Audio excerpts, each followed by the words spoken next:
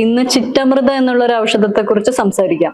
ടിനോസ്പോറിയ കോഡിഫോളിയ മിനിസ്പെർമേസിയ ഫാമിലിയിൽ ഉൾപ്പെട്ട ഒരു സസ്യമാണ് ചിറ്റമൃത. ഹാർട്ട് ഷേപ്ഡ് ലീഫായിട്ടും പിന്നെ ചുറ്റി പടർന്ന് വളർന്നുകൊണ്ട് ഇതിന് ചിറ്റമൃത എന്ന പേര് വരുന്നു.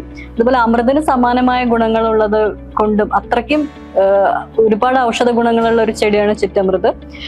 ഇത് ആക്ച്വലി നമ്മൾ റീനൽ ഡിസോർഡേഴ്സ് അല്ലെങ്കിൽ ഗൗട്ടി ആർത്രൈറ്റിസ് അതിനൊക്കെ ആക്ച്വലി ഇതിന്റെ ചിറ്റമൃതിന്റെ തണ്ടാണ് നമ്മൾ അതിന്റെ ആ സ്റ്റെമ്മാണ് എടുക്കുന്നത്. അതിന്റെ മൊരി കളഞ്ഞിട്ട് അതിന്റെ ഉള്ളിലത്തെ ആരും കളഞ്ഞ് ചതച്ച് പിഴിഞ്ഞെടുക്കുന്നതായ നീര് കുടിക്കുന്നത്, 2 നേരം ഭക്ഷണത്തിന് മുമ്പ് 2 നേരമായിട്ട് ഒരു 30 ml വെച്ച് കുടിക്കുന്നത്, പീഡൽ എഡിമ അതുപോലെ റീനൽ ഡിസോർഡേഴ്സ് നമ്മൾ കാണുന്ന പഫിനെസ് ഫേസിൽ കണ്ണിന്റെ അടിയിലും ആംഗിളിലൊക്കെ വരുന്ന എഡിമയ്ക്കൊക്കെ വളരെ നല്ലതാണ്. അതുപോലെ ഗുളൂച്ചി പത്രത്തിന്റെ ലേപം ഇടുന്നത് ആമവാദം പോലെയുള്ള കണ്ടീഷനിലുള്ള നീരുവേദനയും കുറയ്ക്കും.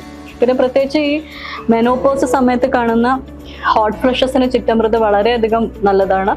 അതായത് അതിന്റെ സ്വരസം നമ്മൾ ഒരു ബക്കറ്റ് വെള്ളത്തിൽ കലക്കി ഒരു ഓവർനൈറ്റ് വെച്ചിരുന്നാൽ പിറ്റേ ദിവസം നോക്കിയാൽ അത് ഒരു വെള്ള പൊടിയായിട്ട് സെഡിമെന്റ് ചെയ്തിരിക്കുന്നത് കാണാം. അതിനാണ് ഗുളൂച്ചി സപ്തം എന്ന് പറയുക.